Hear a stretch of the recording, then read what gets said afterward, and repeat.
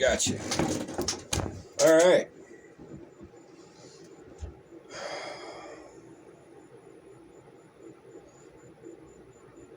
I don't know, bro. So, like, I don't know what faith I follow. You know what I mean? I follow Thoth. Here's Thoth. You know what I mean? Go pick your God. But only so many gods work. And at the end of the day, if your God teaches oppression or dissension or disunification, then your God is not real. Christians, talking to you. Muslims, talking to you. Jews, talking to you. Anybody that says, if you don't follow my fucking God, you're going to hell, so live your life by these rules, those are the false gods. There's a simple pattern that one should follow to derive. And that pattern is born of metaphysics. So I will say that I am a neo-alchemist, servant of Pymander, son of Mercury. That is who I am. And with that being said, exotic metaphorical clarity is the supreme merit of style. But the search for it is perilous and often leads into fragility and flatness. Some don't like things being said to them. They get very angry. When you go breaking people's faiths so that you can get them out of, what is it? Paradigm-like funks, I would say. You know what I mean? I don't know what I mean. I'm trying to figure it out. I'm just like y'all. I'm just somebody fucking confused and pissed off. But you know what? There are answers, and it's going to take all of us to find them. It's not a single-player sport. But first, we have to find out who we are and what we stand for. And most of y'all can't define shit. You say, I'm a this. Well, what is that? Oh, it's under this definition of it. No. What do you think you are? Can you tell me in your words what you believe? And most people will say no, or they get offended and be like, I don't like to talk religion. I don't like to talk politics. Religion and politics is what's fucking us right now. That's why none of y'all can make a goddamn decision. I get called a fucking devil worshiper because I got this shit right here on me. You know what I mean? But that's legends of another time. House Mercury. Bam. There you go. Fuck you all. I got some shit to say. Fuck. Alright. Like reading. To be capable of speculation with regard to received opinions belongs to the very man who has a similar capacity with regard to the truth. We have shown that other writers have produced a technique for things external to the question and why they show a marked inclination toward forensic speaking. Yet rhetoric is useful skill. This is because truth and justice are naturally superior to their opposites. So that if the event of judgments is unseemly,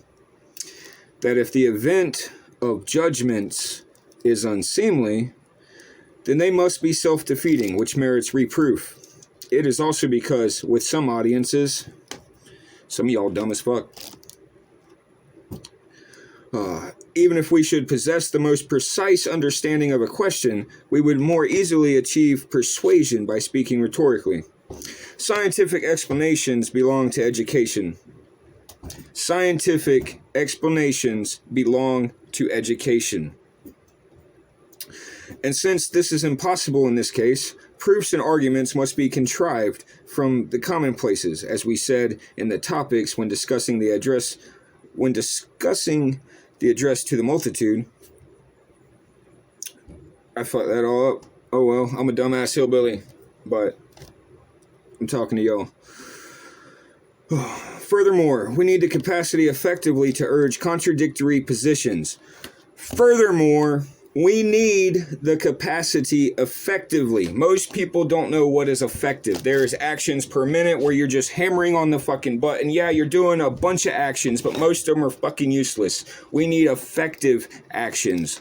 Cool, calm, collected, precise actions. Unity. We'll get to that later. Let me start over. Furthermore, we need the capacity effectively to urge contradictory positions, as also with the syllogism, I don't know, not so that we may adopt either of the two. It's not that we're going to declare which side is better. We just need all the pieces so that we can decide and stop the fucking arguments. Unity. We'll get to that. It is quite wrong to persuade men to do evil. A call to stand up is not a call to riot.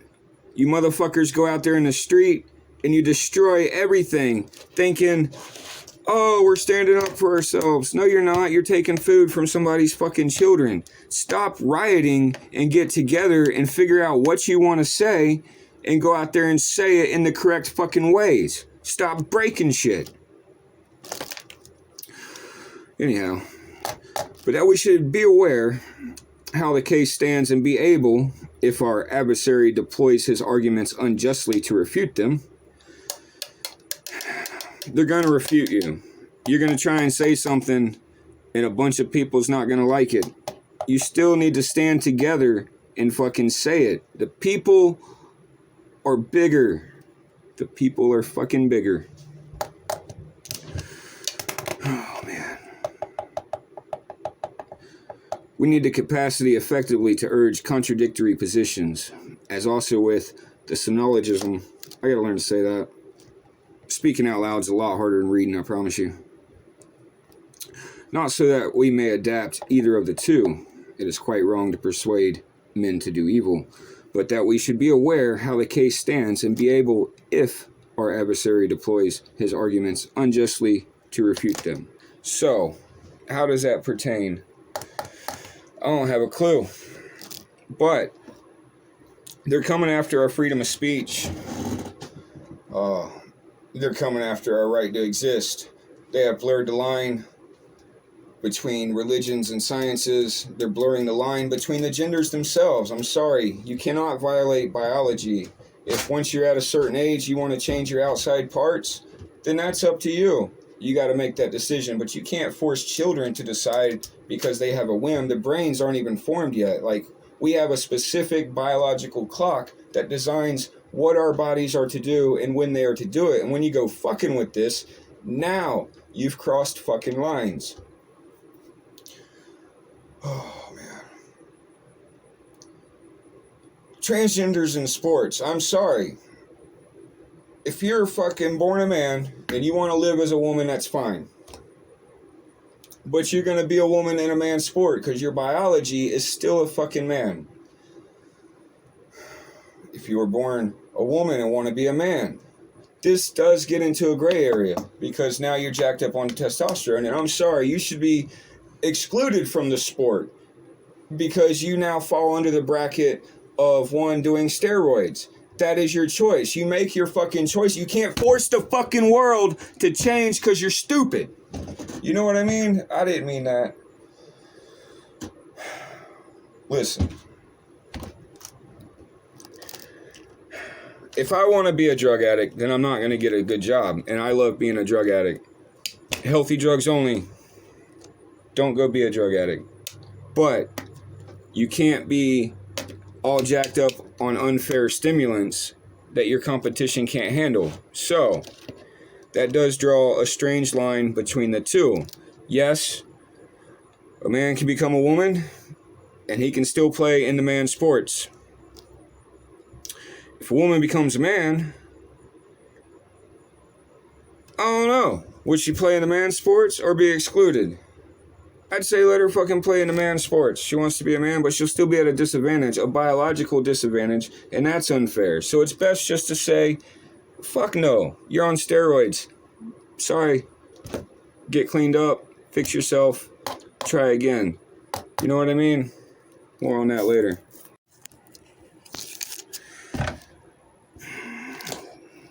Words of Nixon. We live in an age of anarchy, both abroad and at home. That's fucking now, isn't it? You know, history's a goddamn circle. It's always fucking now, just a little different. The cards are different, but it's the same goddamn deck and the same goddamn rules. So that's what Nixon said. Now, Vice President Spiro said, confronted with a choice, the American people would choose the policeman's truncheon over the anarchist bomb. Everybody would rather bow to the supreme fucking power above them. but nobody wants to do anything about it because you're scared of a little fucking destruction. Sometimes you gotta break some fucking shit to change fucking shit. So says Nixon and Vice President Spiro so far. Now, let's listen to Mayor John V. Lindsay. Says the revolutionary reaches beyond dissent to nihilism and anarchy. Wake the fuck up, people. Y'all are arguing over dumbass shit. Anarchy's not what you think it is. It's a balancing force. Think of the predator-prey relationship. If there's too many predators, they're going to eat all the prey, and then they're going to eat each other. This is anarchy manifested in destruction, evident through nature. If once all the predators have eaten each other and there's no other prey, or there's no other predators and no other food source, everything collapses, right? That's a little bit mistaken, but I'm a little agitated right now. So, once the predators are gone, the prey now rise to abundance, right? And then they eat everything. And then there's no more food, and very few species of prey will resort to cannibalism and eating each other. So they scatter, and it breaks their little towns, it breaks their little countries, everybody's scattered, the communities are broken. This is anarchy through dissolution. But both of them are seeking to regain balance, because eventually there will be enough or a few prey, and they'll stop eating every fucking thing, and just enough predators will come along to take care of any prey that is too much, because you gotta have balance. So we're going to discuss anarchy over a few videos and discuss how balance manifests into a society and why shit is chaotic now. Because when you put beliefs above science, and that's where lunatics like me come from. I don't give a fuck about your world. I don't give a fuck about your people. I think you're all fucking stupid with the shit y'all get in. I reside in the outskirts. I just study knowledge. I follow wars, because the best way to know what's going to happen is to find out what's already happened. You know what I mean? And if everybody would just go look and quit buying up a bunch of shiny shit and buy a fucking book and help yourselves, you'll be alright. Again, this is just a fucking angry message. Don't take me wrong. I have nothing but love. But fuck you all. You know what I mean? Y'all can burn in hell, but I want you to be happy on your way there. And this is how we're going to get there.